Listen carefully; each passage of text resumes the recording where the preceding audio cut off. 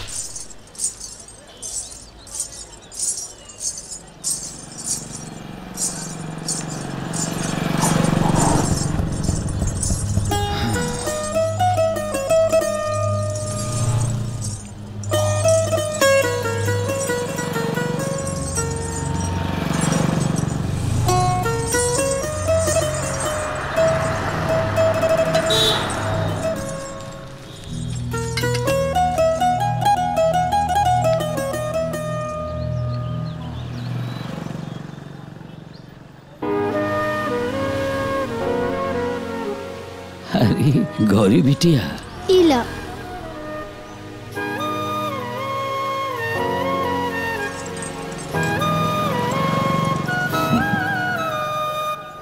केहू कुछ दे या ना दे, तू रोज ही हमरा के फूल देहल ना भुला लू।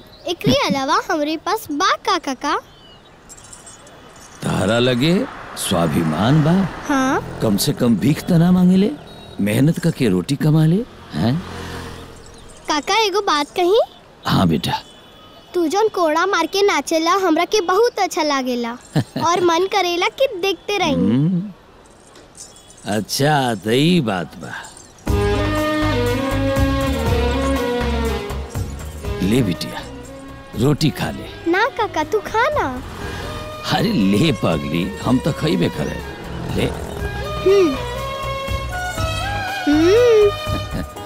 अच्छा काका हम चले तनी हमरा के फूलो बेच के बाना। अपन ध्यान रखिया।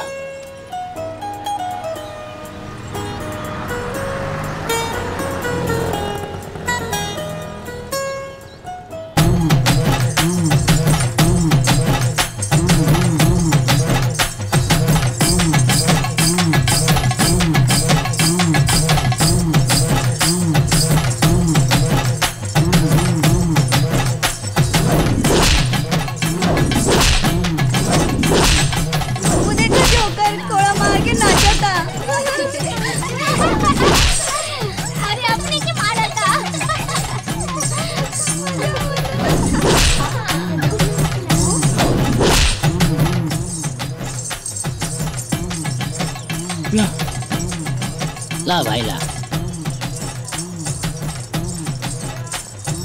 तू देखा जोकर के जैसन एक्टिंग करके भीख मांगता।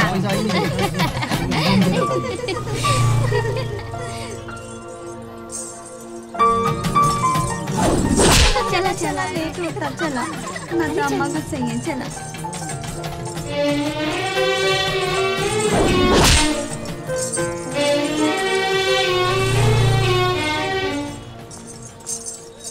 अरे ओ भैया लाओ 10 रुपया के जलेबी दे दो।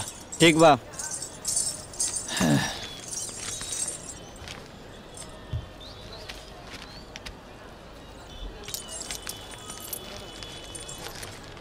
भैला चाचा। हाँ तारे ठीक बा, 4 कोड़ा लगा के 4 गो ठुमका लगा के पैसा कमा लो। हो इनकर काम इतना आसान नहीं है, बुझला?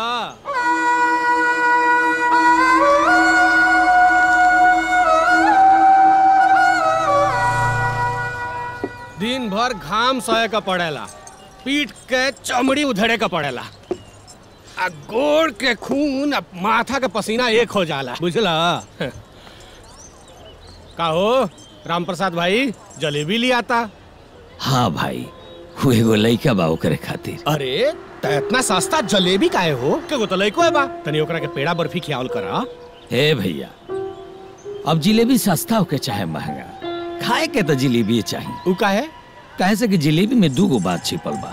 एगो कि देसी मिठाई हो, और दूसर चीज ये कि में एगो संदेश छुपल बा। बाबू कैसन संदेश? जलेबी चाहे कितना भी टेढ़ा मेढ़ा होके, लेकिन ओकर मिठास कम ना होला। एकर मतलब ई कि जीवन में चाहे कोनो भी संकट आवे, कैसनो परिस्थिति होके, आदमी के अपन मिठास ना छोड़े के चाहिए। खैर ही बताओ, तहार कैसन चलता? अरे राम प्रसाद भाई, राम जियावन का जीवन एकदम मस्त बा, अपना काम में व्यस्त बा। जैसन राम जी जियावता रहे, राम जियावन वैसे जियता रहे। भैया राम जियावन भाई, तुम्हारी एगो बात हमरा बहुत अच्छा लागेला। तुम्हारे को पैर नहीं खे हैं, लेकिन तू भीख ना मांगेला हैं, मेहनत करके पेंसिल बेच के अपन जीवन चलाओ तरह। तारीफ तो तहार होके चाहिए राम प्रसाद भाई। हैं ई दिन भर घाम में मुए लो, हैं पीठ के चमड़ा उधेड़े लो, अपन खून बहा के 2 रुपया कमा लो। अच्छा भाई, चलता नहीं। ठीक बा। अरे राम प्रसाद भाई, बड़ा मुद्दा के बात कह गईले हो, तनी 10 रुपया जलेबी हमरो खियावो।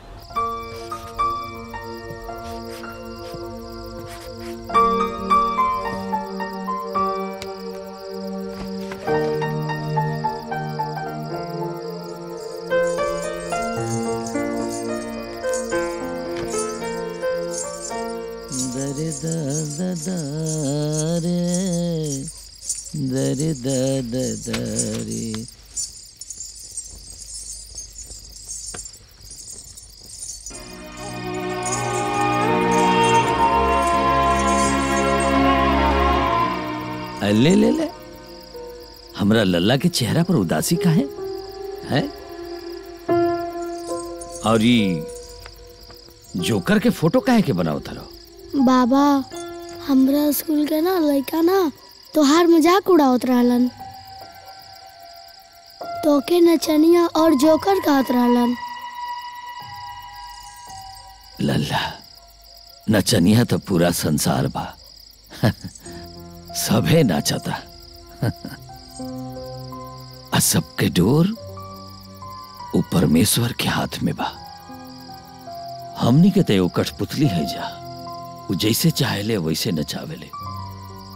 बस हम नाचे वालन में एगो फर्क बा, जेकरा स्टेज मिल गई वो बड़ा स्टार बन गई, जेकरा स्टेज ना मिलल उधर बाबूजी नियन गली चौराहा पर नाचेला। आई जौन जोकर के फोटो बनल बड़ा ना, यही जोकर के किरदार करके राज कपूर साहब अपना फिल्म में एगो बहुत बड़ा संदेश देले रहे। दुनिया में चाहे जितना भी दुख तकलीफ आवे, ओकरा के बर्दाश्त करके जे दुनिया के हंसावेला, वो जोकर होके भी सबसे बड़ा हीरो होला, सबसे बड़ा हीरो है। वो सब छोड़ो, तू जिलेबी खा। तारा खातिर नो हम जिलेबी ले आइल बने बच्चा। ले ले मेरा बच्चा। आ आ आ आ आ आ आ आ कर कर कर कर कर कर।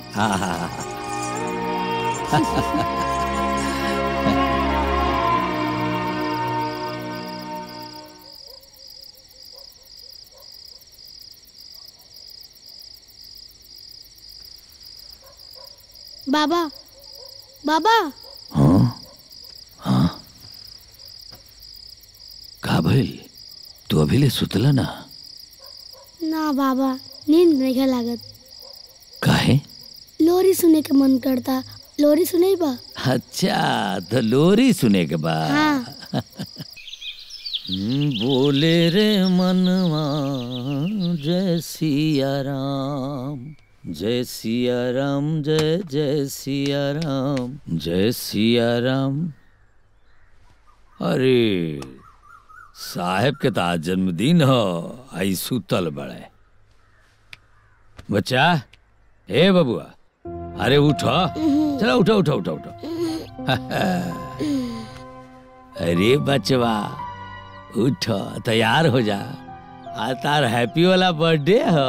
अरे बाबा, आज तो हमार बर्थडे, हम तो भुलाइएगा रानी। तारा पता नहीं के का बोल, तारा बाबा के तो मालूम बा, है? हम कैसे भुलाए? ला, ये थोड़ा सा मुंह मीठा करो, ये गुड़ खा ला। बाबा, हमार आज बर्थडे है ना? हाँ। और ये मीठा? अब तू तैयार हो जा, आई स्कूले जा और सीधा मार्केट में आई हो, देर मत करी हो। मार्केट में? हाँ। वो कहाँ है?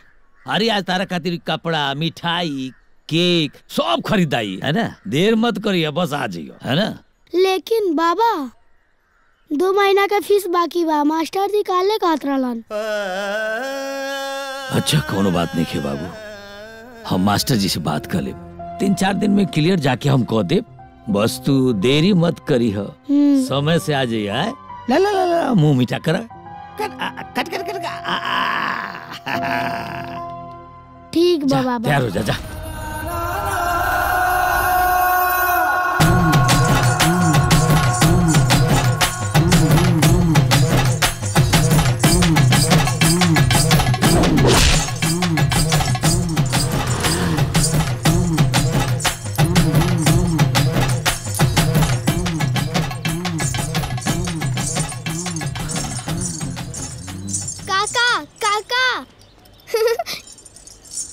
फूल कहाँ रहला? अब बहन के लौकत बाड़ा। का करी बेटा, पेट खातिर काम करे के पड़ेला। अच्छा ई लाइक थे और फूल, आज तोरी बेटा के जन्मदिन हुए ना, हमरा तरफ से दे दिहा। अरे लेकिन तारा कैसे मालूम बा? अरे कल तू ही तो बतौला। हाँ अच्छा, जियत रहा, खुश रहा, जा ठीक से रहिया, हैं? ठीक।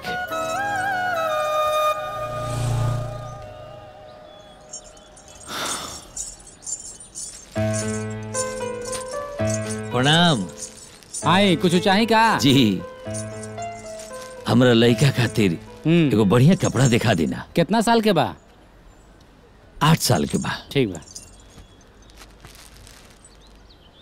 हाय देखी नया डिजाइन आयल बाटे, राव लड़का पहनी तो हीरो लगी हीरो। अरे एकदम राजकुमार लागे चाहिए, राजकुमार। और एक साथ में रहेला जीन्स। हमारा लड़का तो राजकुमार लागी नु है। अच्छा पैसा कितना भइल? अच्छा तो तनी महंगा बा। अच्छा महंगा के कोनो बात नहीं है, चली। अच्छा ठीक है, देखा भाई हई शर्ट एकदम झमकौआ बा। अच्छा दे दी, ये दोनों बांध दी।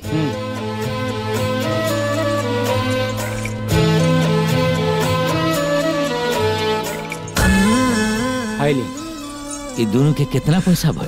देखिए हमके मुनाफा करना चाहिए, रउआ लोग साल भर पे हमनी का इस्तीफा देके चल जाने, यही से हमार खरीदी दाम 300 रुपया दे दी और जाए। अच्छा ठीक बा, आई ले जाओ जी। अच्छा प्रणाम।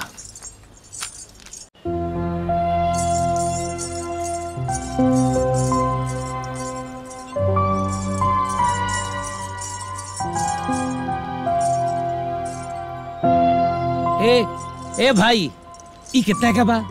300 रुपया के 500 ग्राम। हाँ दे दी। हाँ ठीक बा, कोनो बात ना। का नाम लिखे का बा? हाँ ऊपर लिख दी, जन्मदिन मुबारक भोला बाबू।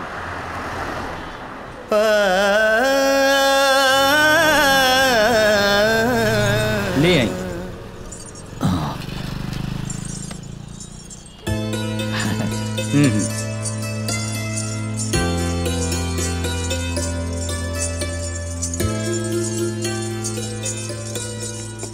अरे राम प्रसाद भाई, आज भागल भागल कहाँ जाता रहा?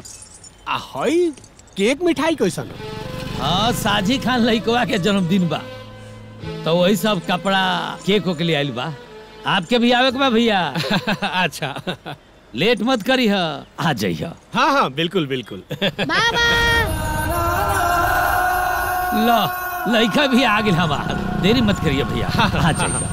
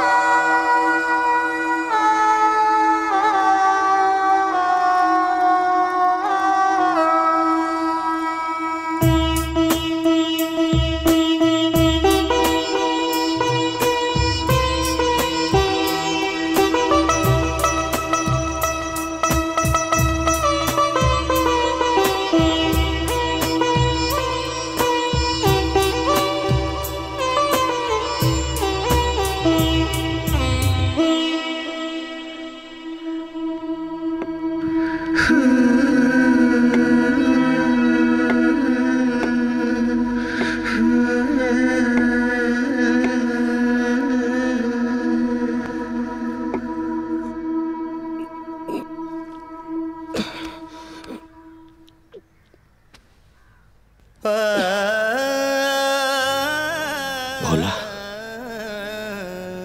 कबले तेरे रोत रहा तारा बाबूजी के गईले 1 महीना हो गए। तारा के रोत देख के उनको आत्मा दुखी होत हुई, वो हुआ रोहत हुई है। बाबू रोल धोल छोड़ा, अब पढ़ाई लिखाई करा, उठा।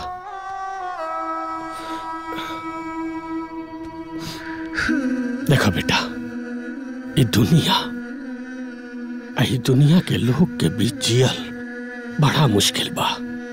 ये दुनिया में जिए खातिर दिन रात मेहनत करे के पड़ेला, खून पसीना एक करे के पड़ेला, देह के तपावे के पड़ेला, न तो दुनिया के लोग जिए ना दे। अच्छा चला चला हाथ मुंह धोआ, अब जलेबी खा ला।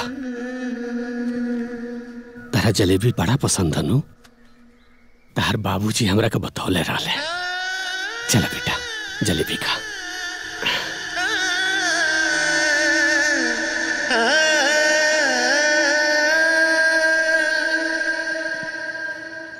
देखो बोला, एक तो तुम 1 महीने बाद स्कूल आए हो, ऊपर से तुम्हारी 3 महीने की फीस बाकी है, और अब फीस देने वाला कोई है नहीं। तुम्हारे बाबूजी अब रहे नहीं।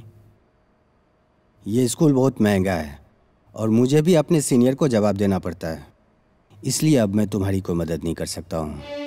सॉरी भोला, अब तुम जा सकते हो।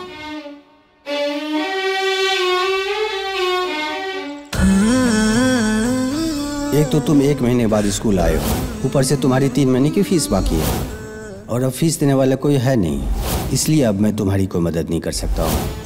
इस दुनिया में जिए खातिर दिन रात मेहनत करे के पड़ेला, खून पसीना एक करे के पड़ेला।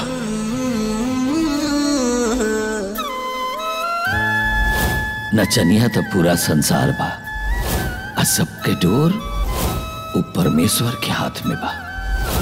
बस हम नाचे वालन में एगो फर्क बा, जकरा स्टेज मिल गई वो बड़ा स्टार बन गई, जकरा स्टेज ना मिलल उतारा बाबूजी नियन गली चौराहा पर नाचेला। आई जौन जोकर के फोटो बनल बड़ा ना, यही जोकर के किरदार करके राज कपूर साहब अपना फिल्म में एगो बहुत बड़ा संदेश देले रहे। दुनिया में चाहे जितना भी दुख तकलीफ आवे ओकरा के बर्दाश्त करके जे दुनिया के हंसावेला वो जोकर होके भी सबसे बड़ा हीरो होला, सबसे बड़ा हीरो।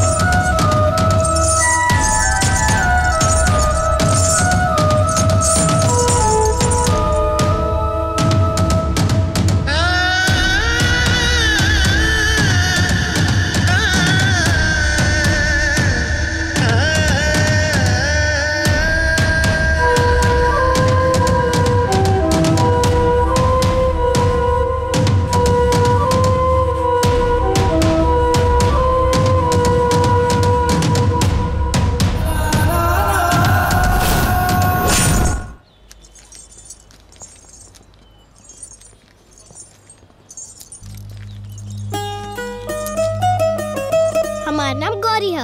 हाँ हम जानत हई तू हुए हो ना जे हमार बाबूजी के रोज फूल देत रहले। कहोई भीख काहे मांगता? भीख मंगा के लइका तो भीखे नु मांगी और का करी। अच्छा अच्छा चलो चलो। ऐसा लोग की बात पर ध्यान ना दिहल जलाई। ऐसे लोग सिर्फ टांग पकड़ के खींचेला, सहारा ना देला। गौरी बिल्कुल ठीक कहती है बेटा।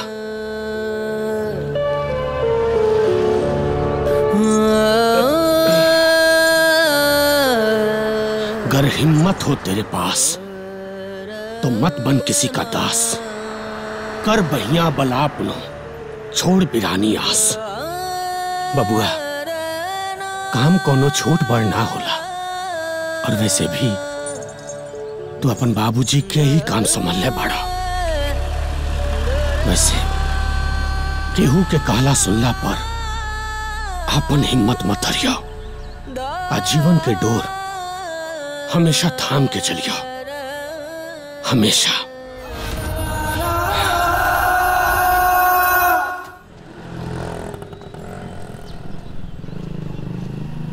ए फूलवाली,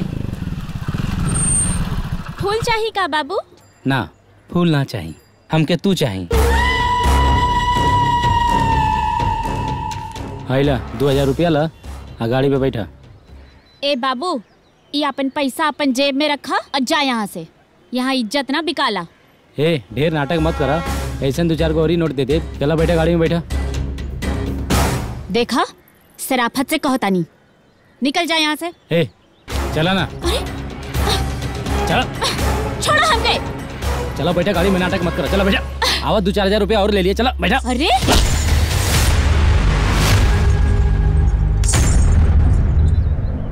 हमनी के गरीब लोग हैं साहब, गरीब खातिर ओकर इज्जत अहमियत रखेला, पैसा ना।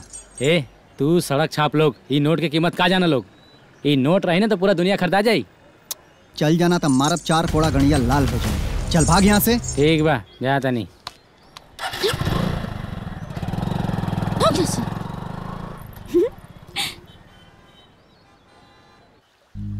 गौरी, एगो सुंदर और जवान लड़की के समाज में अकेले जियल बहुत मुश्किल होला, खास करके तब जब ओकरा आगे पीछे केहू न होखे। देखो घुमा फिरा के हम बात ना करब, सीधा सीधा मुद्दा पावा तनी। पिछला कई सालन से तू हमरा के जाने लू और हम तोहरा के। बियाह करबू हमसे?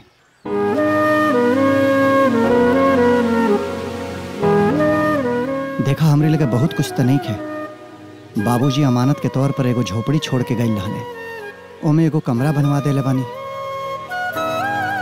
तू अगर साथे आ जेबू तो वो कमरा में हंसत खेलत जिंदगी बिता लिहल जाई।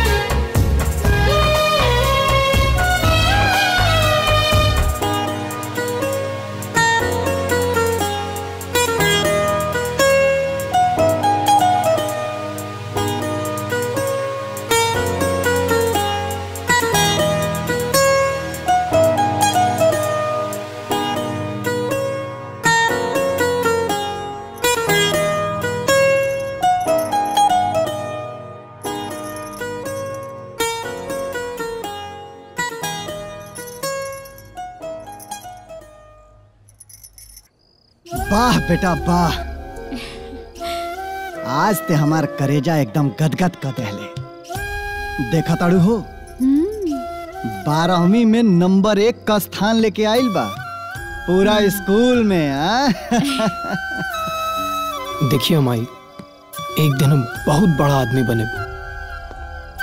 हम गरीबी के दुनिया से बाहर निकले के चाहते नहीं। एक दिन हमारे पास सब कुछ हो, घर घोड़ा गाड़ी बंगला सब कुछ माई। गरीब पैदा जरूर भइल बानी, लेकिन एक दिन बहुत बड़ा आदमी बने, बहुत बड़ा। माई कल सुबह के ट्रेन से ना हम शहर जाते नहीं, आगे के पढ़ाई करे खातिर।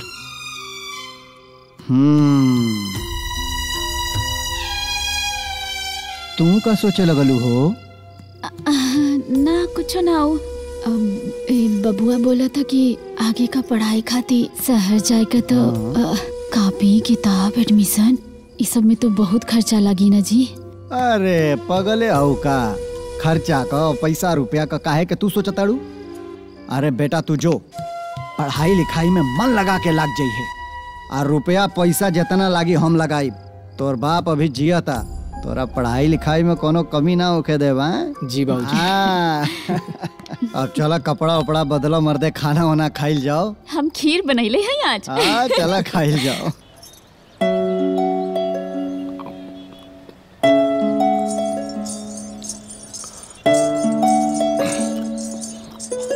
अरे बोला, आवा आवा आवा आओ पकौड़ी खा। अरे कहाँ रहा 10 दिन से लौकत ना रहा है। अब बउआ के एडमिशन हो गई?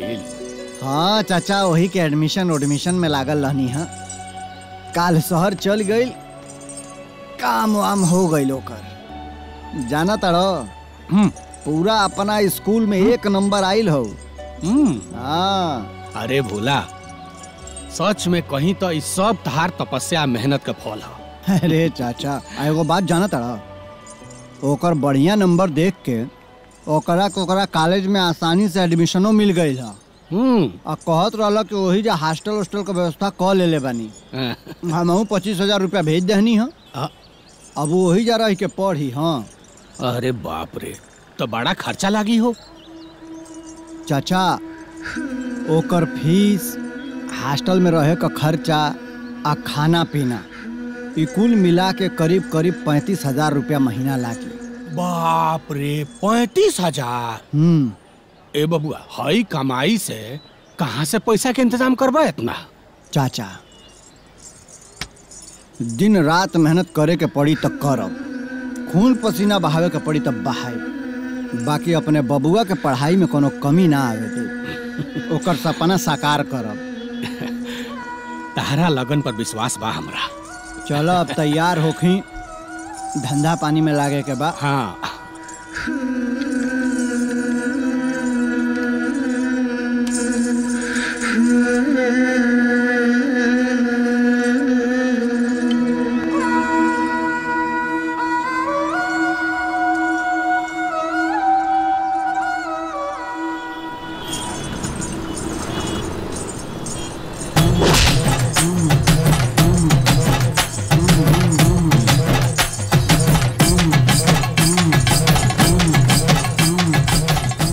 भैया अरे पहले कोड़ा मारा, मार के दिखावा।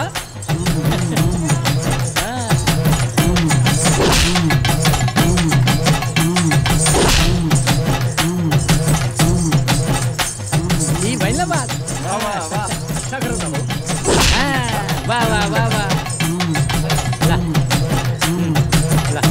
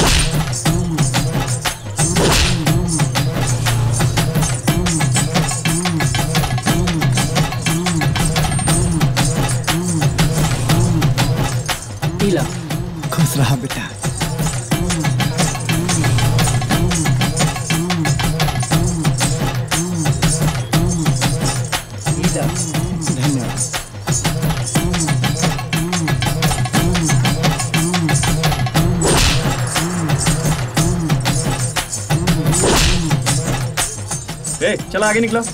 ठीक बा।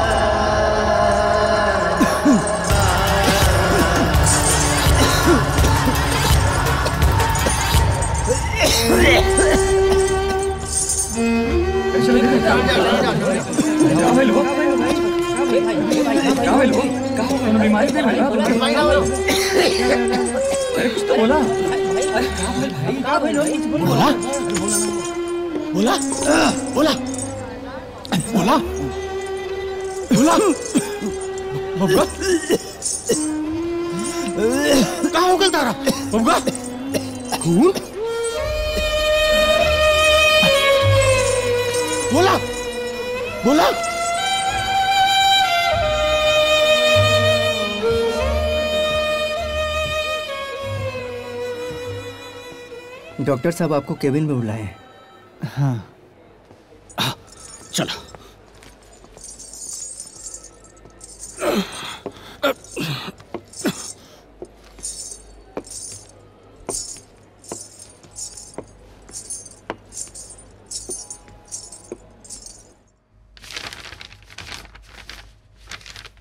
तुमने अपने शरीर का सत्यानाश कर लिया है कोड़े मार मार कर। खाने पीने और आराम करने के लिए ध्यान नहीं रखते हो क्या? का भइल बा डॉक्टर साहब? टीबी, और वो भी आखिरी स्टेज पे।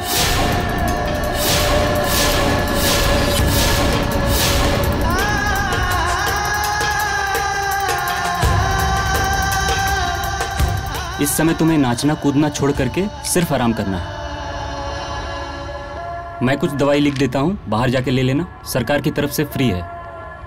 और अभी तुम्हें सिर्फ आराम करना है, कोई नाचना कूदना नहीं है, शरीर पर ध्यान देना है, ठीक है?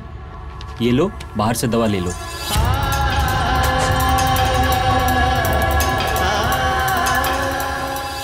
अनु, डॉक्टर साहब का कहले आज से ई नाचल आ पीठ के चमड़ी उधड़ल बंद।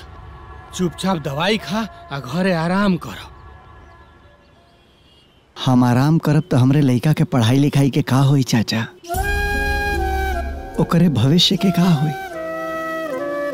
अरे हमरे सामने तो कोनो विकल्प ना रहे, तब बाबूजी के छोड़ल ही चोला अपना लेनी। लेकिन हम नहीं चाहत कि हमार लड़का ही चोला पहन के नाचे गावे और लोग ओकरा के नचनिया और जोकर कह कह के रिगावे। हमरे ऊपर कोनो भी मुसीबत आई हम बर्दाश्त कर ले, लेकिन अपने लड़का के सपना ना टूटे देते। तारा ओकरा सपना के बारे में चिंता बा, अपना जिंदगी के बारे में चिंता नहीं है? सुनला हनु डॉक्टर साहब का कहले हैं? अरे चाचा, डॉक्टर लोगन के का बा, ओ लोगन के कुछ न कुछ कहा ही के बाटे। ठीक बा, तू ऐसा ना मनबा। अब हम सारा बात गौरिया के बताए, उहे तारा के समझाई। चाचा, तू गौरी से मत कही आई। गौरी के बारे में पता चल जाई ना तो गौरी टूट जाई,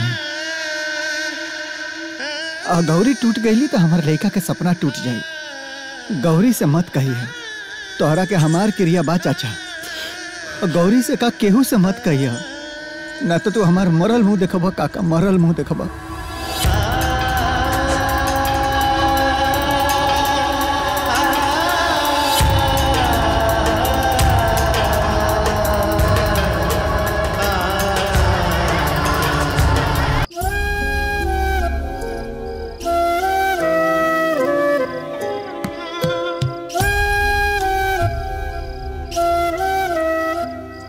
रह गई,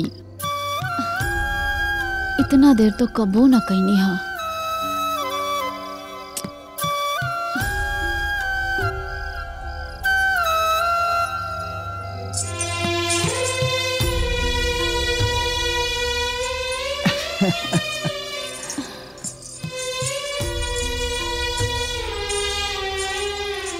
कहाँ रह गए रहनी जी, इतना देर लग गई।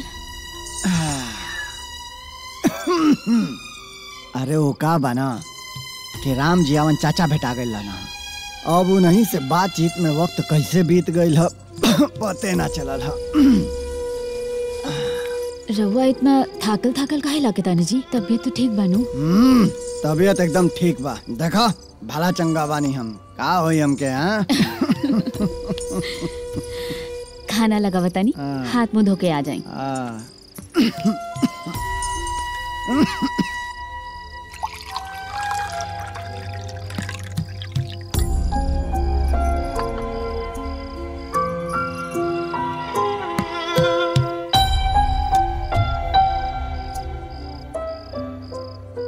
सुना तानी जी, का बबुआ के फोन आयल रहे, कहत रहला कि आगे का पढ़ाई खातिर पैसा लागी। 1 लाख रुपया मांगत रहे। हम तो साफ साफ मना कर देनी, हम कहनी इतना सारा रुपया का इंतजाम तो ना हो पाई। अरे तब मना काहे के कह देलू? लड़का दिन रात मेहनत करता पढ़ाई लिखाई खातिर, पढ़ाई लिखाई में रुपया पैसा तो लगबे न करेला हो। 1 लाख रुपया कहाँ से आई जी? होई कुछ न कुछ इंतजाम होई। अपना बबुआ खातिर हम पैसा का व्यवस्था करब, पर ओकरा पढ़ाई में कोनो प्रकार के कमी ना आवे दे।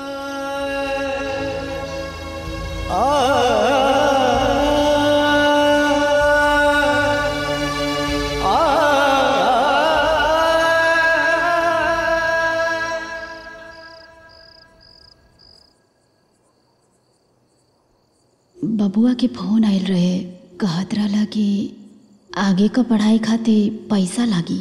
1 लाख रुपया मांगत रहे।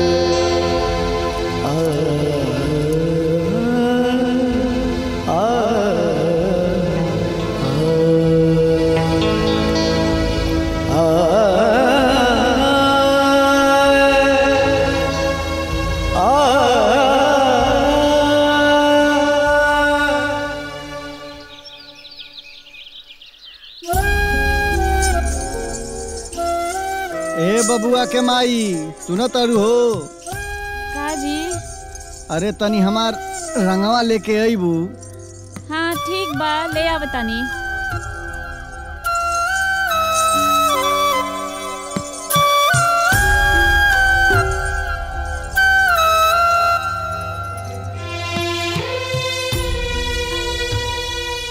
ली।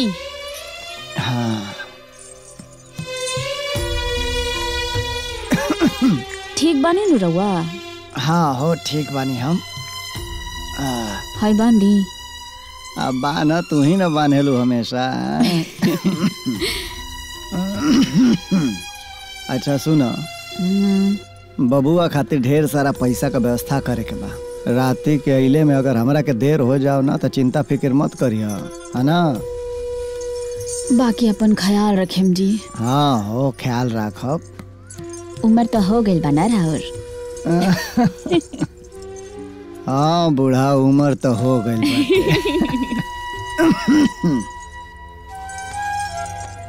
अच्छा तो हम जाता नहीं, है ना? ख्याल रखिए अपन।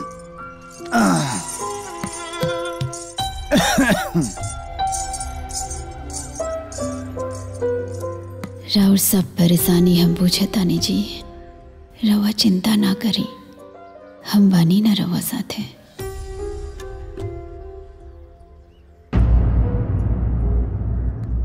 भोला, अरे राहुल तहार लड़का हो तो हमरो तो कुछ हो, हैं? हमरो तो कुछ फर्ज होला। तू चिंता मत कर, हमरा लगे 10-12 हजार रुपया बा। लो बचा उचा कर रख ले बानी, लो ओकरा लगे भेज दा। अरे चाचा लेकिन ओकिन कुछ ना। अरे आज हमरा लगे बा तो लो काम चला लो, जब तारा लगे होई तो दे दिया, हैं?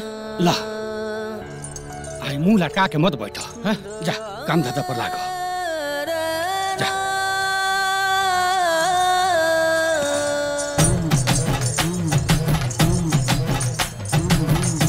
पैसा दे दो भैया। अच्छा ठीक बा। धन्यवाद।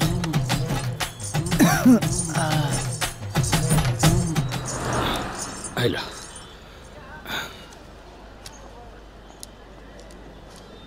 ला जा। एगो पेंसिल दे दिया। हाँ ला।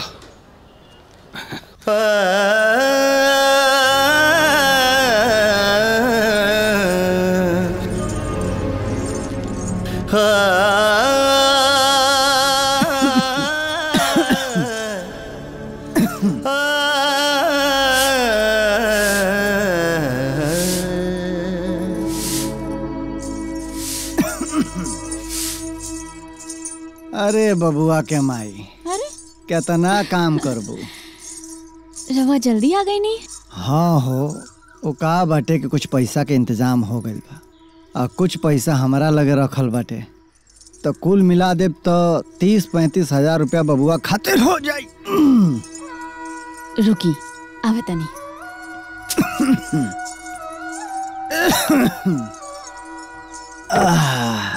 अरे बाप रे बाप।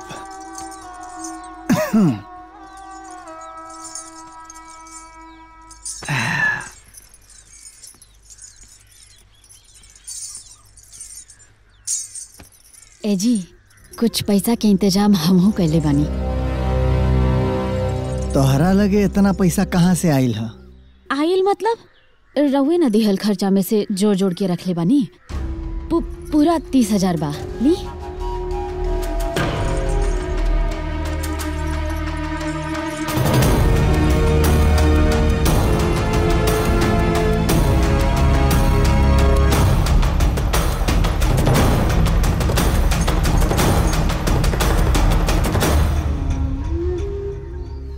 ई का कैलू हो? अंगूठिया बेच देलू हैं? अरे अपना बियाहे वाला दिन तोहरा के मुंह दिखाई में देले रहनी हो। हमारा प्रेम के निशानी रहल हो अंगूठिया हो। निशानी के का बात करे तानी जी? रवा तो साक्षात बानी हमरा लगे। अभी पैसा के तो ज्यादा जरूरत बाना, लड़का के भविष्य के बात बा। हाँ अब देख ले, जब हमार बबुआ पढ़ लिख के बड़ा अफसर बन जाई ना तो ऐसा ऐसा कितना जेवर कितना अंगूठी हमरा ऊपर लाद दी आ तब हम एकदम बन ठन के निकलब हैं। तब मत कहे के बूढ़ा कहाँ चल ली। अब जितना इंतजाम भइल है रउआ भेज देम आ कह देम कि बाकी की भी व्यवस्था हो जाई। ठीक बाटे। मार बढ़नी के हम तो रउआ के पानी उनी कुछ पूछबे ना कहनी। आवतनी हाँ।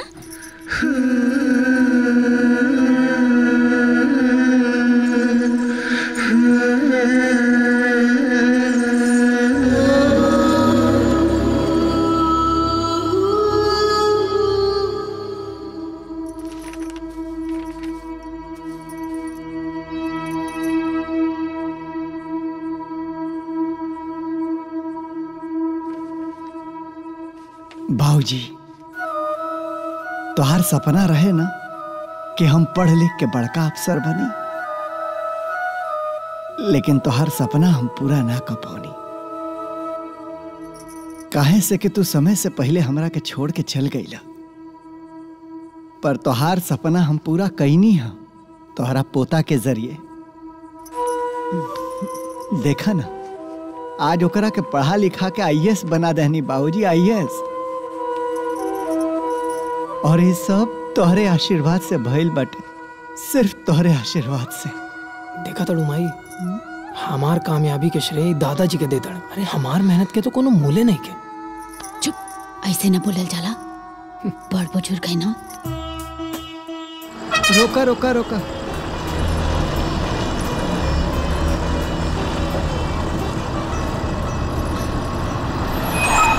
चला माई बस आ गई बा। अब हमके बिहान ड्यूटी भी ज्वाइन करेगा। हाँ प्रणाम माँ। खुश रह। प्रणाम बाबूजी। अपन ख्याल रखिया, खाइला पीला के ध्यान दिया, नौकरी उकरी के चक्कर में सब भूल मत जाइया। और सुना खूब मन लगा के काम करिया और खूब तरक्की करिया। जी बाबूजी। जाता नहीं माई। जा।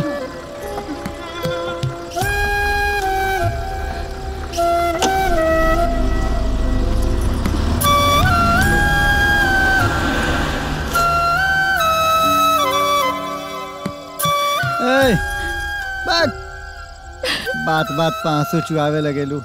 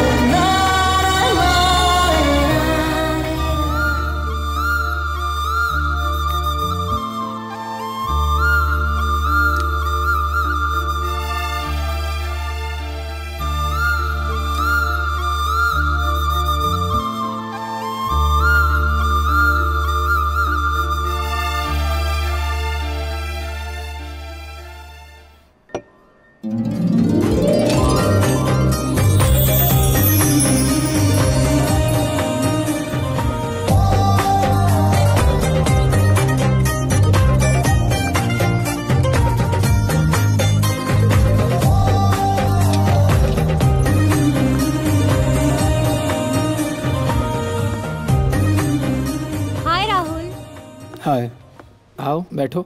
थैंक्स। तुम्हें पता है बड़े बड़े ऑफिसर्स ना मुझसे मिलने का वेट करते हैं और तुम मुझे ही वेट करा रही हो। मैं चीज ही ऐसी हूँ। बड़े बड़े एक्टर मेरा इंतजार करते हैं, उद्योगपतियों के लड़के भी। बट यू नो व्हाट, यू आर लकी क्योंकि मैं तुम्हें बहुत पसंद करती हूँ। खैर ये तो मेरे प्यार का नतीजा है। Oh really? यस, पढ़ाई के समय से ही ना मैं तुम्हें बहुत पसंद करता था, लेकिन कभी हिम्मत नहीं जुटा पाया कि तुम्हें कह पाऊँ। क्यों? क्योंकि मुझे डर था तुम्हारे एटीट्यूड से कि कहीं तुम मना ना कर दो, और मैं तुम्हें खोना नहीं चाहता था। खैर ये सब छोड़ो, ये बताओ लोगी क्या? अब मिले हैं तो कुछ ना कुछ तो लेंगे ही, लेकिन तुम्हारी पसंद का। 1 second. Waiter. Order madam. You idiot! Order मेरे ऊपर चढ़कर लोगे? Sorry madam. मैम के लिए एक glass wine. Okay sir. Thank you. By the way, you are looking really pretty.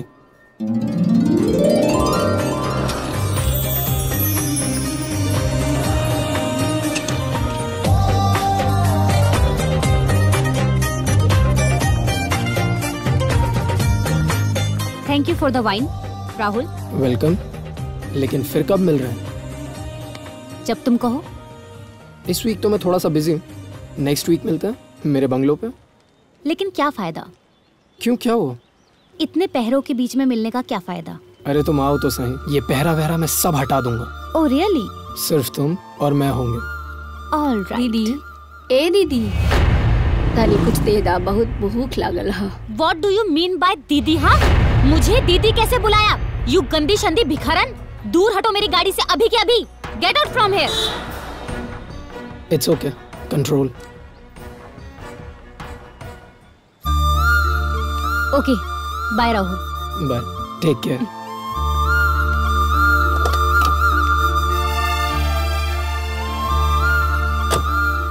Bye Rahul. Bye.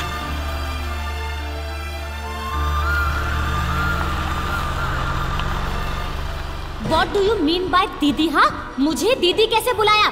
You गंदी शंदी भिखारन, दूर हटो मेरी गाड़ी से अभी के अभी। Get out from here.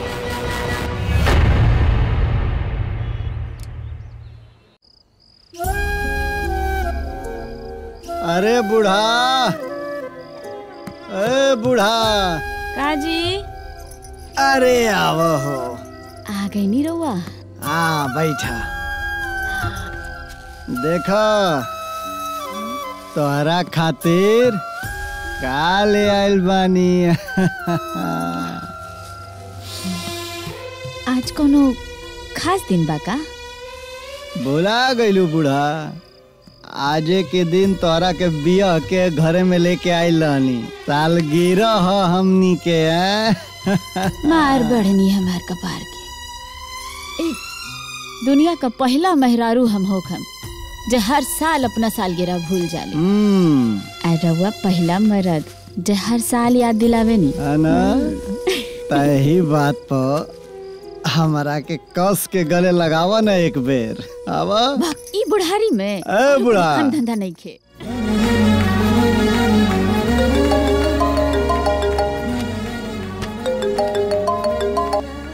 Hello, hi Sanjana. Hello Rahul, कहाँ हो? ऑफिस में। फ्री कब हो रहे हो? शाम को 6 बजे तक हो जाऊंगा। कोई खास बात? हाँ, वो डैडी तुमसे मिलना चाहते हैं।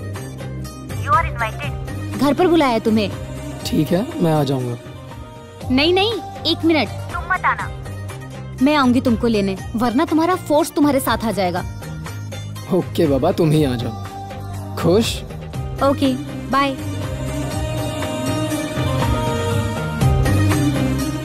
वाह, शानदार नौकरी, एक खूबसूरत लड़की, लाइफ भी खूबसूरत होने वाली है।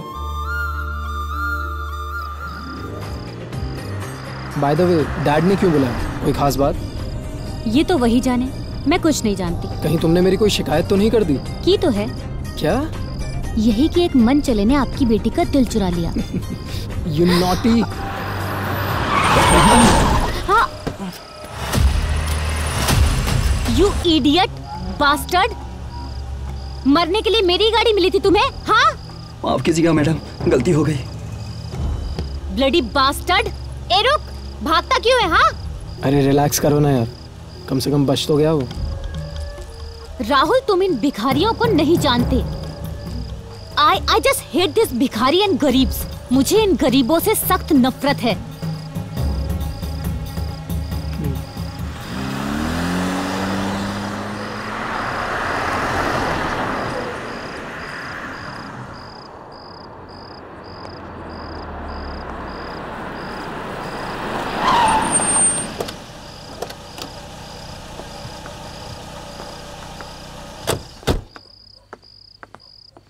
वॉचमैन जी, किसी गंदे भिखारी ने मेरे गाड़ी के बोनट को छू दिया है, उसे धोकर साफ कर देना। जी मैडम।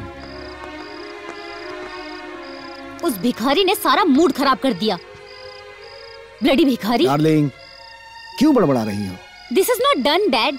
एक भिखारी था, जानबूझ के हमारी गाड़ी से टकराया ताकि पैसे ऐंठ सके।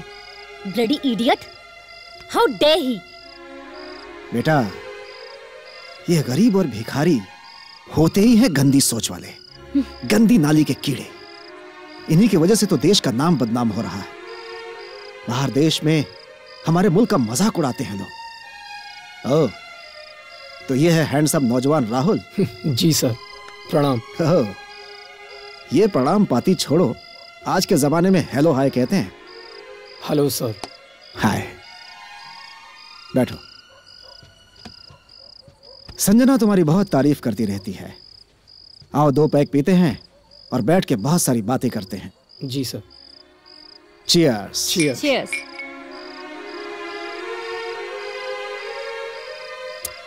भाई, तुम दोनों एक दूसरे को पसंद करते हो, मुझे बहुत अच्छा लगा। बहुत लकी हो राहुल कि संजना ने तुम्हें पसंद किया, तुम्हें चुना, वरना इसके लिए बहुत सारे रिश्ते सामने से आ रहे थे, बड़े बड़े रिश्ते। इसका फैसला मैंने इसी पर छोड़ दिया था। संजना मेरी इकलौती औलाद है। ये घर, प्रॉपर्टी, बिजनेस सब इसी का होने वाला है। बाय द वे, तुम्हारे मम्मी पापा कहाँ हैं? क्या करते हैं वो लोग?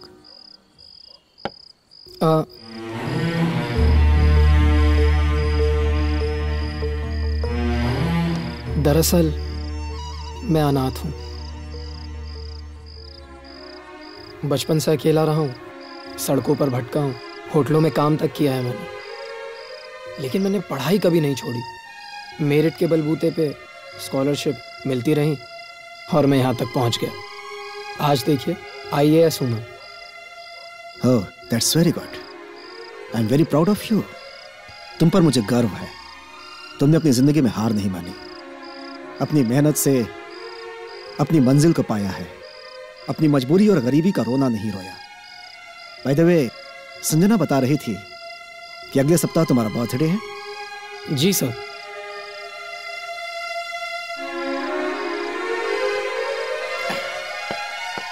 तो इस बार तुम्हारा बर्थडे हम लोग खास तरीके से मनाएंगे। जी सर। फिलहाल इजाजत दीजिए मुझे। All the best. Thank you. Bye बेटा। बाय। सो अब मुलाकात कब होगी? परसों मेरे घर पे। अकेला रहूंगा मैं। पक्का अकेले? हाँ बाबा। फिर तो मैं जरूर आऊंगी। फिलहाल मैं जाऊं? चलो मिलता हूँ। बाय।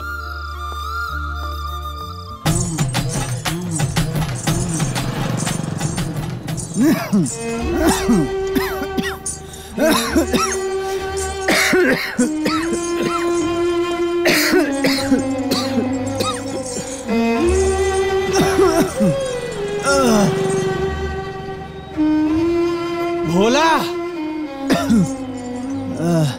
अरे आओ यहाँ बैठा, हो गए आज के कमाई। आओ बैठा।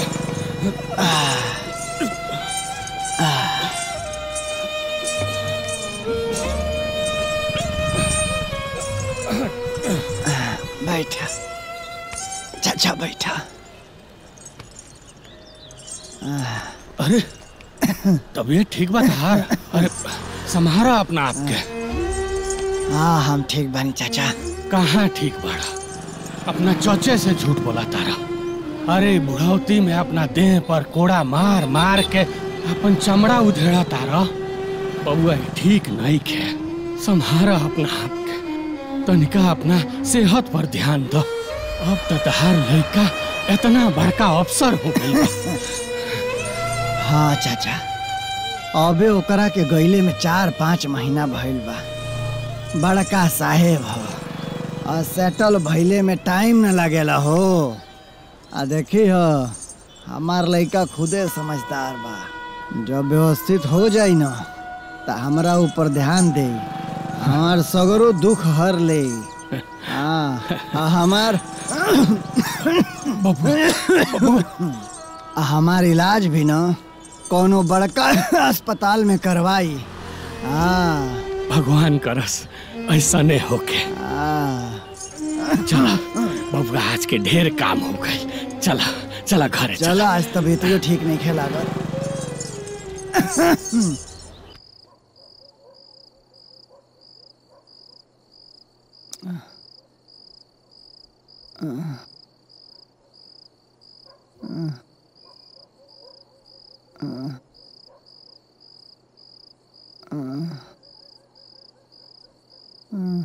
का भैल जी? हाँ? अरे रवा के तो बहुत तेज बुखार बा। रुकी, हम दवा लेके आवे तनी।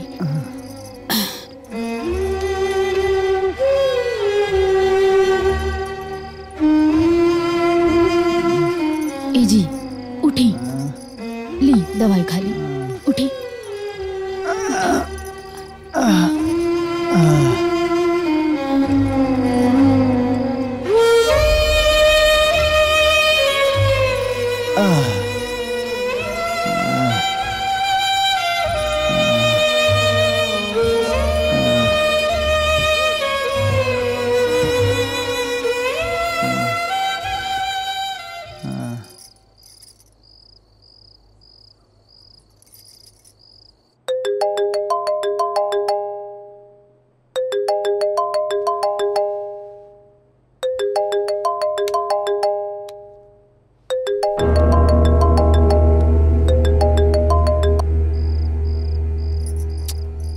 फोन काहे काटता?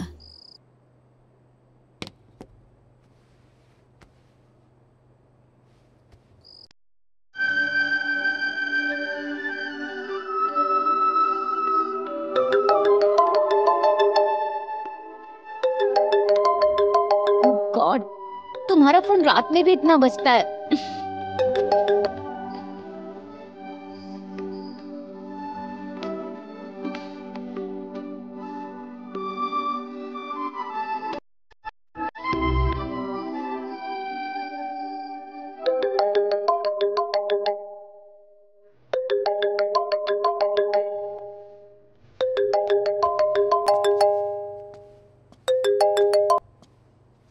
हेलो, फोन काहे काटत रे? अरे माई फोन उठावे के ना सुत्ते के समय। पूरा दिन काम काज दौड़ भाग में थक जानी हम। अच्छा अच्छा बाबुआ, तोर बाबू के तबीयत अब ठीक ना रहेला। अब का ओकर काम करे के उम्र रह गई। कुछ पैसा भेज दिहल करता तई बुढ़ौती में उनके काम नहीं न करके पड़ी। ठीक बा भाई, ठीक बा। 10,000 हर महीना पहुंच जाई ताके। इतना में तो दवाई और खाना के काम हो जाई ना। कल सवेरे 10,000 तारे खाता में पहुंच जाई। ठीक बा, अब फोन रखा। हाँ हाँ हाँ।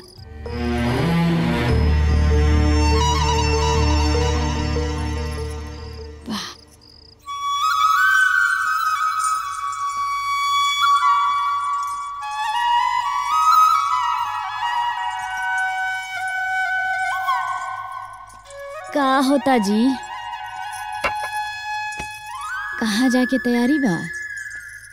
कहाँ जाए के तैयारी करब, कामे पर न जाइब हो। अब रउआ के काम पे जाए के कोनो जरूरत नहीं खे। अब रउआ काम ना सिर्फ आराम करब। बहुत हो गई काम धाम। ये आराम करब तो घर का खर्चा पानी कैसे चली? खाइल पियल का जाई? खाए पिए के इंतजाम करे खातिर अब रउआ की चिंता नहीं खे करे के। ओकर इंतजाम हम कर देले बानी। आई हो दादा, तू कहवा से इंतजाम कर देले बड़ू बूढ़ा?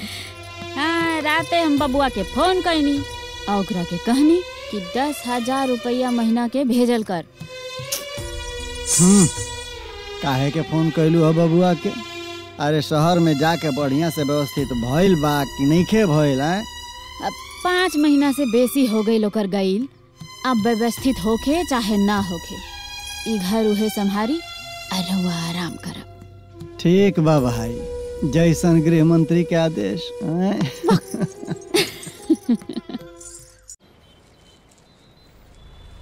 बोलवा 3-4 दिन से नहीं खेलौ कट। का भइल? तबियत तो ठीक बानू ओकर। अरे भोला अब के हम तोहरे के याद करत रहनी अब बैठ। अरे वाह का बात बा, नया कुर्ता पजामा तहार कोड़ा घुंघरू का भइल? अरे चाचा उ सब छोड़ा गइल। हाँ गौरी छोड़ के ध दहली आ कहली कि अब बुढ़ौती में काम धाम कैला के कोनो जरूरत नहीं है, आराम से घरे रही आ खाई पी आ पटाइल रही। हाँ ऊ का है? ओ का बा चाचा कि राहुल के फोन आइल रहे, कहलस कि माई बाबूजी से कह दी है कि अब उनका के बुढ़ौती में काम धाम कैला के जरूरत नहीं है, बाबूजी शांति से घरे पर रहे, खाएं और पिए। और जान तड़ा का कहलस कि माई तोरा खातिर आ बाबूजी खातिर 10,000 रुपया महीना भेज दिहल करब। हाँ तू ता 10,000 है तोरा कहता रहा, जैसे 10,000 ना होखे 10 लाख होखे। अरे बबुआ महंगाई के जमाना बा, हैं? तहार लड़का इतना बड़का अफसर हो गइल बा, ओकरा के कह कि दोनों बेकत खातिर कम से कम 25-30 हजार रुपया भेजे। अरे चाचा उ तो कहलस कि माई तू कहत हम औरी पैसा भेज दें, बाकी गौरी कहली कि अरे भाई बूढ़ पुरनिया बानी जा, करे के का बा, चावल दाल रोटी सब्जी 2 बेरा का खाए के बाटे तो 10,000 रुपया बहुत बाटे, आ बाकी के पैसा बबुआ अपना भविष्य खातिर बचा के रखा। हाँ चला ठीक बा, तहार खुशी देख के हमरो मन खुश हो गइल। तहार तपस्या आज पूरा हो गइल। तहार लड़का राहुल हीरा बा हीरा। भगवान करस ऐसा लड़का सबके मिले। हाँ चाचा भगवान करे कि राहुल जैसन बढ़िया लड़का न 7 घर मुदैयों के मिले।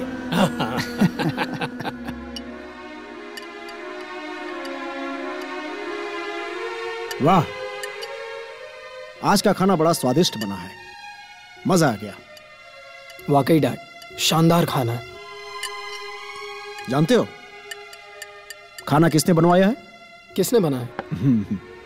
संजना ने। तुम्हारे आने की खुशी में पूरे दिन किचन में घूमती रही, भागती रही, दौड़ती रही और सारे नौकरों से ये सारी डिशेस बनवाई। और यही खुशी हम उसके चेहरे पर देखना चाहते हैं और इसीलिए मैंने ये फैसला किया है। कैसा फैसला? तुम दोनों की शादी करवाने की। What? क्यों, कोई एतराज है? नहीं नहीं, मुझे एतराज क्यों होगा?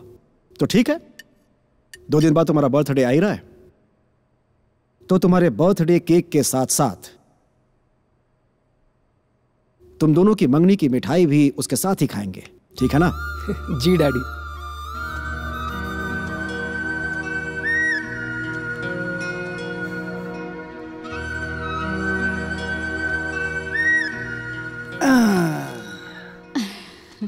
आ गई नी? का बात बा बूढ़ा, बड़ा गहन मुद्रा में बाड़ू, का सोचा ताड़ू हो? बबुआ के गईले 6 महीना हो गई, बड़ा याद आवता, बहुत मन करता देखे के जी।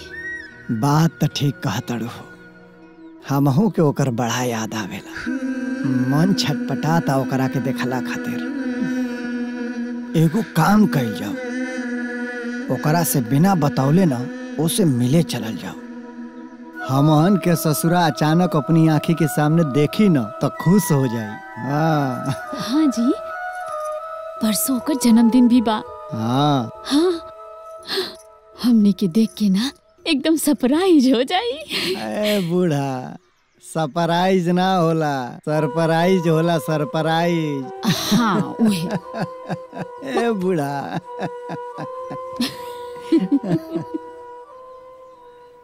लखनऊ बहुत बड़ शहर बाटे, है ना? थक गए खबू ना बूढ़ा, बस हिम्मत रख, पहुंच जाई। ए सुनबा बाबू। हाँ चाचा। ई राहुल साहब का बंगला कहाँ बाटे?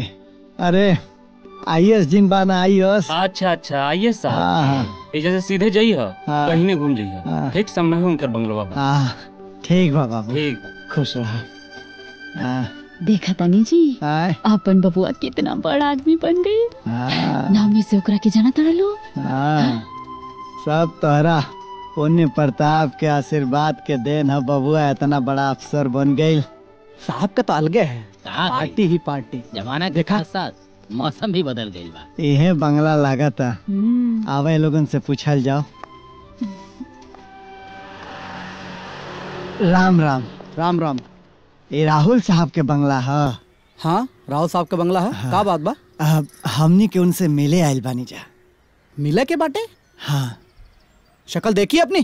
चल भाग यहाँ से भाग यहाँ से। अब काहे के भागल जाओ? हमनी के उनके माई बाबूजी हैं जा। राहुल बाबू से मिले के बा। राहुल बाबू नहीं राहुल सर समझे। बड़े अधिकारी हैं। वैसे भी राहुल सर किसी भी एरू गैरू नत्थू खैरू से नहीं मिलते। हमनी के एरू गैरू नत्थू खैरू नहीं की जा। हमनी के उनके माई बाबूजी हैं जा। माँ बाप और तुम लोग? हाँ देखो झूठ बोल के अंदर जाने की कोशिश मत करो। वैसे भी राहुल साहब आज बहुत बिजी हैं। चलो निकलो यहाँ से। चलो निकलो यहाँ से। ए बेटा का करे तारा बेटा? हम सच बोले तनी। हम राहुल के महतारी हैं। हाँ। ई राहुल के बाबूजी हैं। हमनी के तो अंदर जाए द ना। हाँ। ए शंभू अगर सच में उनके माँ बाप निकल ले तो राहुल साहब का हाल करिहन पता बा? अरे चाचा ये झूठ बोल रहे हैं लोग। अरे ना ही शंभू इनके माँ बाप बने तबे तो बोलत बाड़े। आई आप राहुल साहब से मिलाओ थे आप लोग के आई। चलो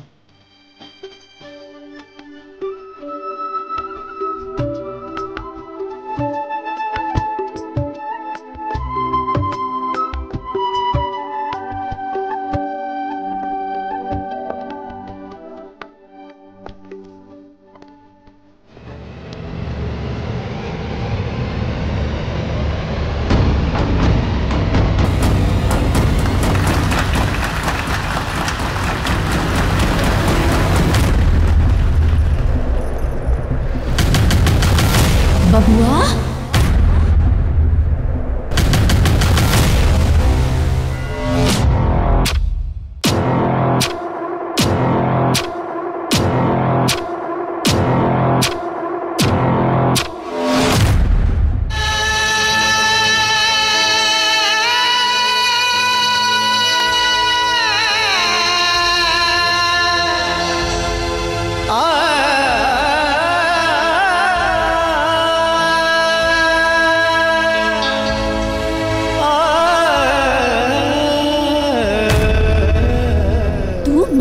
ताड़े हमने के बतौले ना। तुमको ये लोग अपना बेटा क्यों कह रहे हैं राहुल? तुम तो कह रहे थे तुम अनाथ हो। तुम्हारे माँ बाप मर चुके हैं।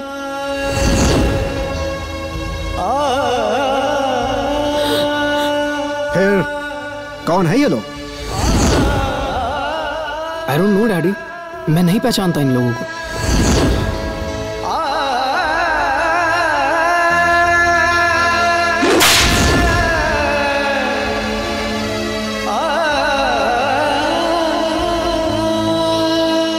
अपना महतारी के नहीं पहचानत तू? हाँ? ई तोहर बाबूजी कैसन बात करता रहा बबुआ? हे जी ई का होता जी? राहुल ये क्या कह रहे हैं? कुछ बोलते क्यों नहीं हो राहुल? कौन है ये औरत? मुझे नहीं पता, पागल औरत है।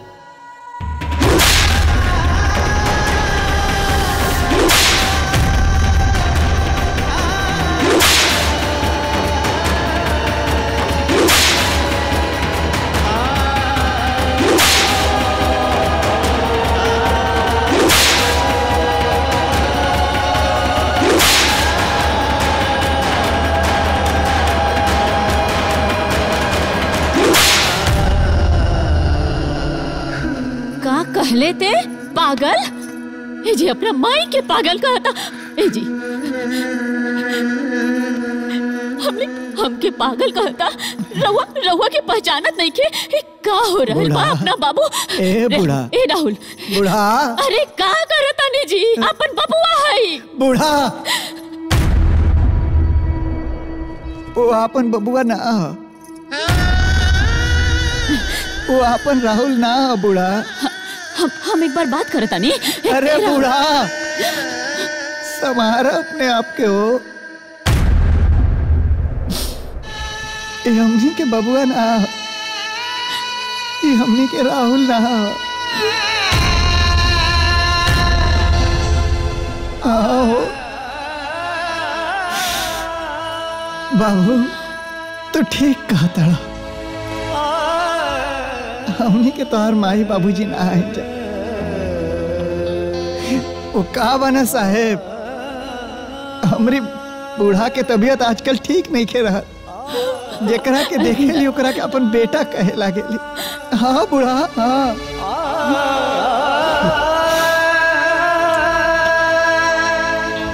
गलती से ही जा आ गई नहीं है, गलती से हमार बूढ़ा इनका क्या अपन बेटा समझ रहे। खुश रहो जा बबुआ।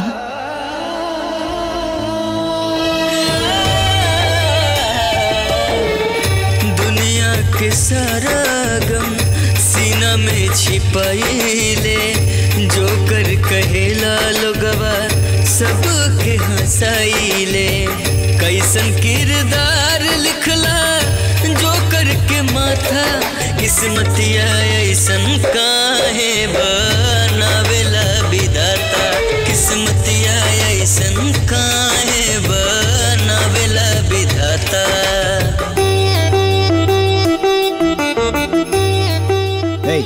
रुको,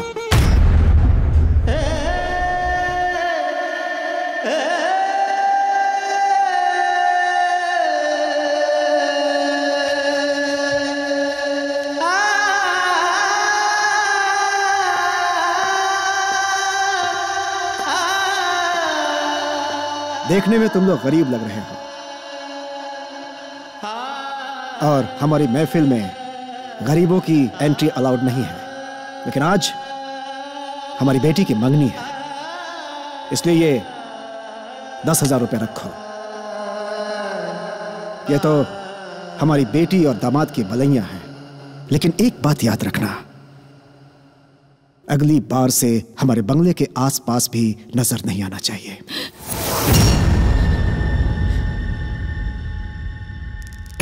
दुनिया के मेला में पैसा के खेला बा, केहू न अपन बाटे जिंदगी अकेला बा।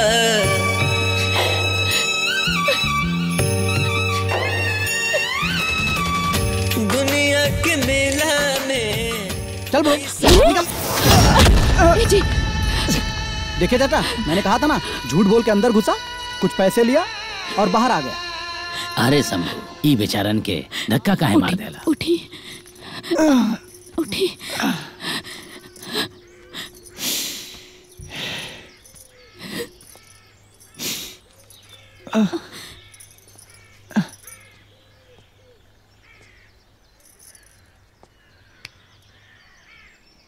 इला बबुआ, ये दुनिया के दस्तूर है के माली जवन पौधा लगावेला ना, वो पौधा में पानी डाल के ओकरा के बड़ा करेला।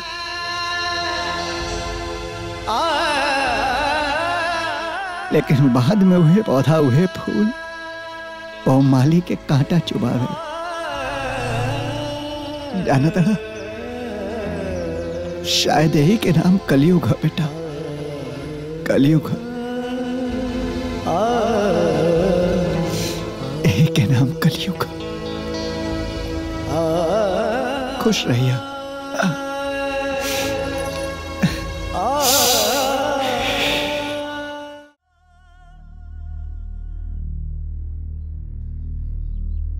जनले रहती इतना नालायक निकल जाए तो अपन कोक में ही मार दे ले रहती के। न पैदा भइल रही ना जी, दिन देखे के मिलल रही।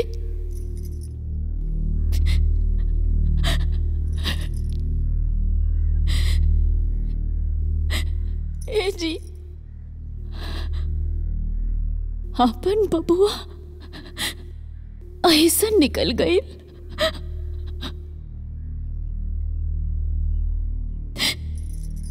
हमनी के पहचाने से इनकार कर गई।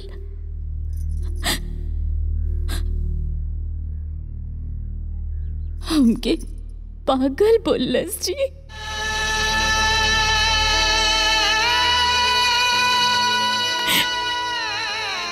अपन माई के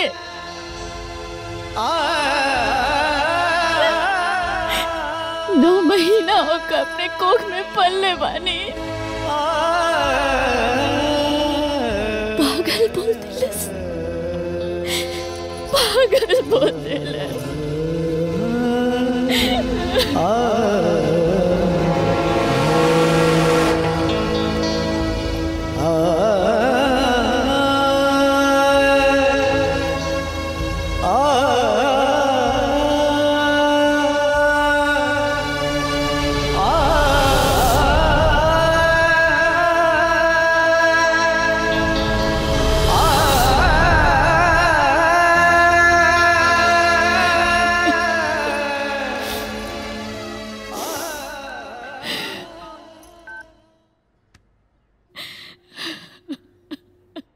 पंडित जी,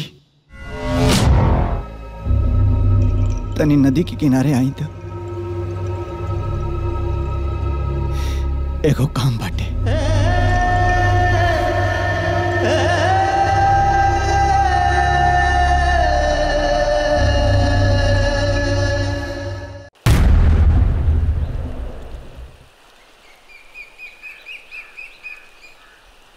तुम तो कह रहे थे तुम अनाथ हो, तुम्हारे माँ बाप मर चुके हैं। आई डोंट नो डैडी, मैं नहीं पहचानता इन लोगों को। कुछ बोलते क्यों नहीं हो राहुल? कौन है ये औरत? मुझे नहीं पता, पागल औरत है।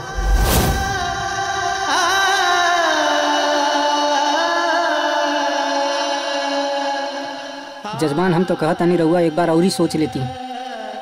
सोचे के काबा पंडित जी, मर गए हमार लइका, मर गए।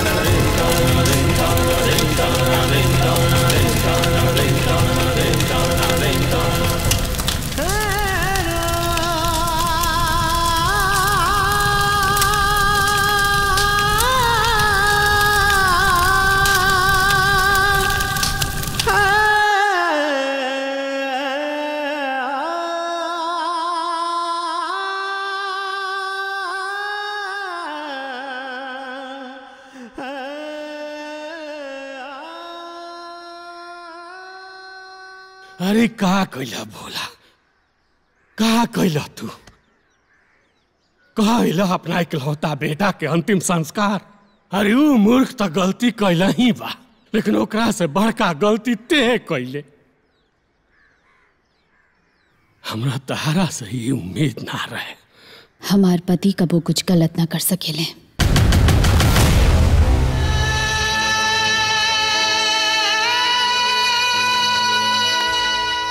जवन कहनी बढ़िया कहनी।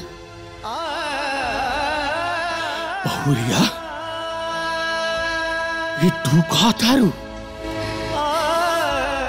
अरे गुमाई होके तू ही कह रहल बाड़ू? हाँ काका, एगो माई से पहले हम एगो पत्नी है, और एगो पत्नी खातिर उनकर पति सबसे ऊपर होला।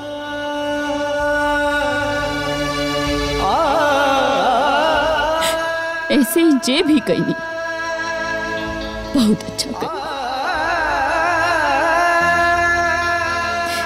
बल्कि वो हर माँ बाप के ऐसे ही करे के चाहिए, जेकर औलाद हमने के औलाद नियन नालायक निकल जाए।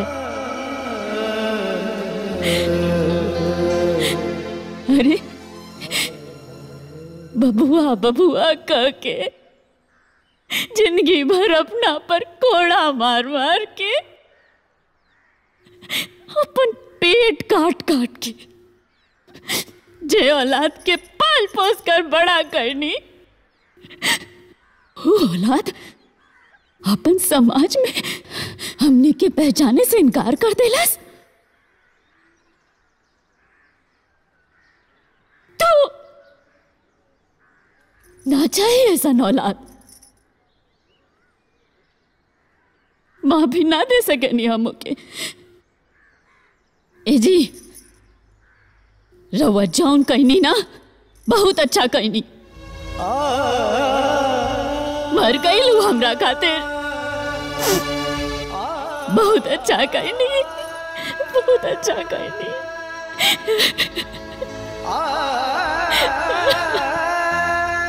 ठीक है कहा तारू। अरे हम तो जिंदगी भर भगवान से ही शिकायत करत रह गई नहीं कि हमरा के परिवार ना दले, औलाद ना दले। औलाद ऐसन होला तो ऐसन औलाद ना चाहिए, ना चाहिए। बाकी अपन ख्याल रखिया लगे। अब जाता नहीं हम, वह निर्दयी भगवान से पूछम आज हम भगवान से कि हमार भोलवा के किस्मत ऐसन काहे बनौला। अरे लड़काई में एकर बाप के साया छीन के एकरा के अनाथ बना दहला। पूछम हम जाके भगवान से, देखिए थे अरे जौन बुढ़ापा में औलाद के सहारा लोग ढूंढेला, वह औलाद के निकम्मा बना दले। जाता नहीं भोलवा, आज पूछे वो भगवान से कि कैसन ना इंसाफी है उनका, कैसन ना इंसाफी है। पूछे आज, पूछे उनका से।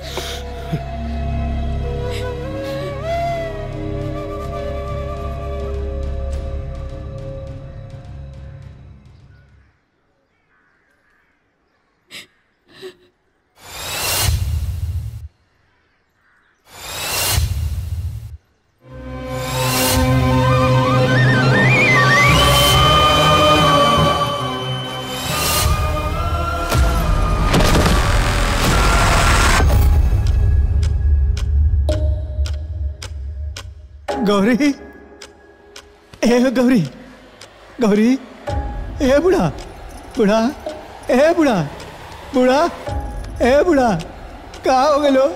ए बुढ़ा, आँख खोला ना, बुढ़ा, ए बुढ़ा, बुढ़ा, ए बुढ़ा।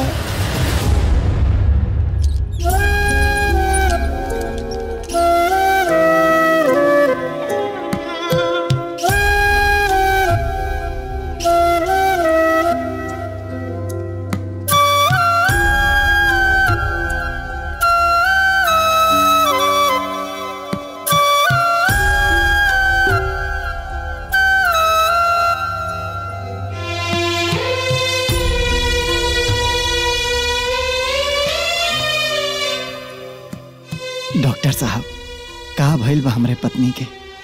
भोला, तुम्हारी पत्नी बेहोश है, अभी आईसीयू में है। देखो मैंने उसकी रिपोर्ट देख ली है, तुम्हारी पत्नी को ब्लड कैंसर है, वो आखिरी स्टेज पे।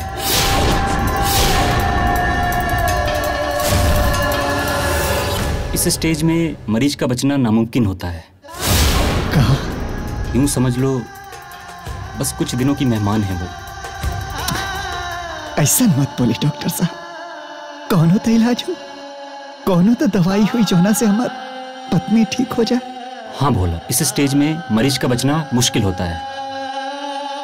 मैं तो कहूंगा तुम इसे घर ले जाओ, इसकी सेवा करो, क्योंकि यहाँ रखोगे तो ज्यादा खर्चा हो जाएगा। डॉक्टर साहब रउआ खर्चा की चिंता मत करी, ओकर इलाज शुरू करी डॉक्टर साहब, ओके बचा ले। ठीक है भोला, ऐसी बात है तो हम तुम्हारी पत्नी का इलाज शुरू कर देते हैं, बाकी ईश्वर की मर्जी। धन्यवाद डॉक्टर साहब, धन्यवाद।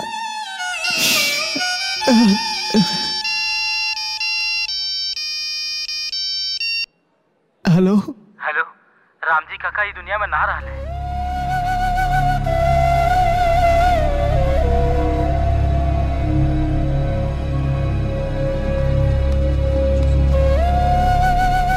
चाचा, ए चाचा, चाचा हो, ए चाचा, ए चाचा, ये कैसे हो गल मर्दवा? अब क्या करा सामने अपन दुख कह के रो हम चाचा, तू छोड़ के चल गईला। गौरी मौत के मुंह में खड़ा बाड़ी, के करा से अपन दुख सुना के अपना दिल के हल्का करब चाचा। ए चाचा, चाचा हो।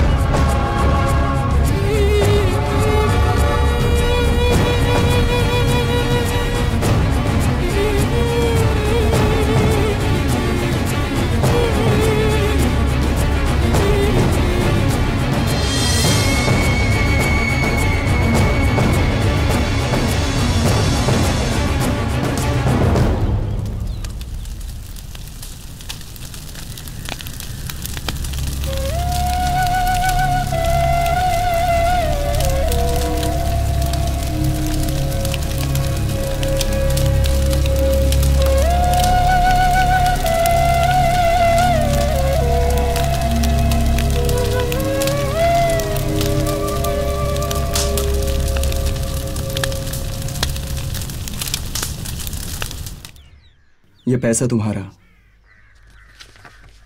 और आज से मकान हमारा।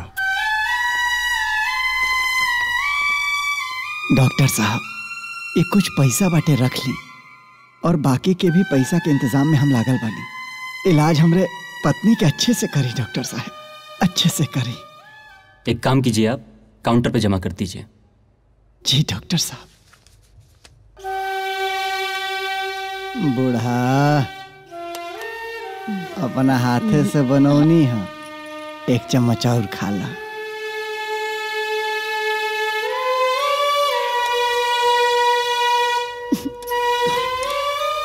ए जी 15-20 दिन से बेसी हो गई। ये अस्पताल में हमके यहाँ मन नहीं खेलागत, ले चली ना हमके घर। का भइल बा हमके? कुछ नहीं खे भाई, डॉक्टर साहब कहना हा तोहरे बूढ़ा के पेटवा में एगो छोटा सा फुंसी हो गइल बा।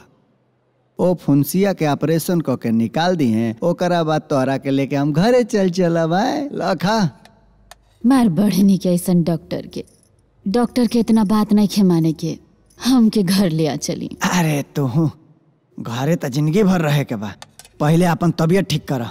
लखा ना अब ना। डॉक्टर साहब कहनी है काउंटर पर जमा कर दा। ओके।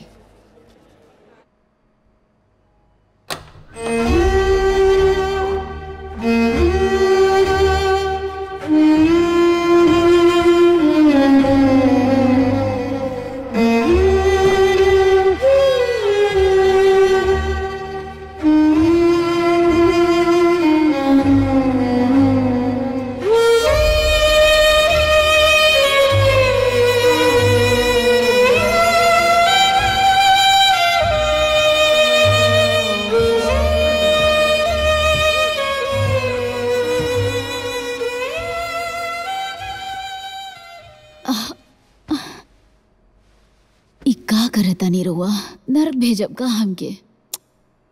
एहमे नरक भेजला के कौन बात बा बूढ़ा। हमार तबीयत खराब रही त तू हमार सेवा करतू ना। तो अभी तोहार तबीयत खराब बा तो हमरो तो फर्ज बनेला तोहार सेवा कईल। ना ना, रउआ पति है, रउआ हमार पैर ना छुई, हमरा अच्छा ना लगी। बूढ़ा सुत चुपचाप चल। अरे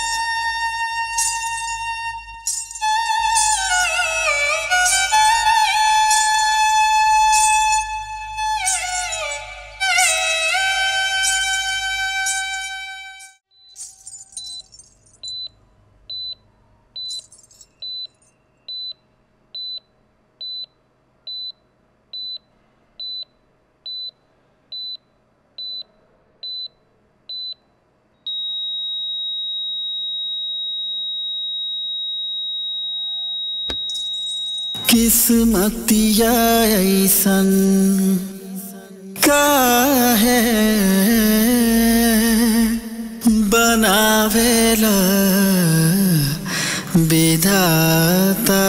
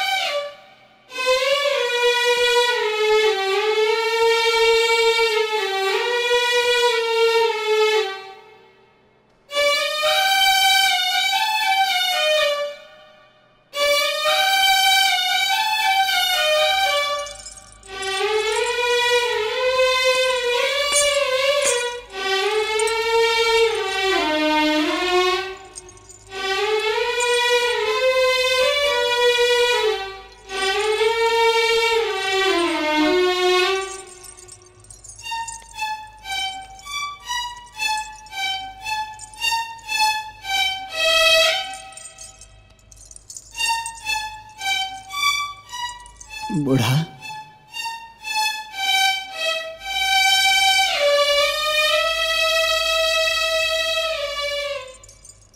ए बूढ़ा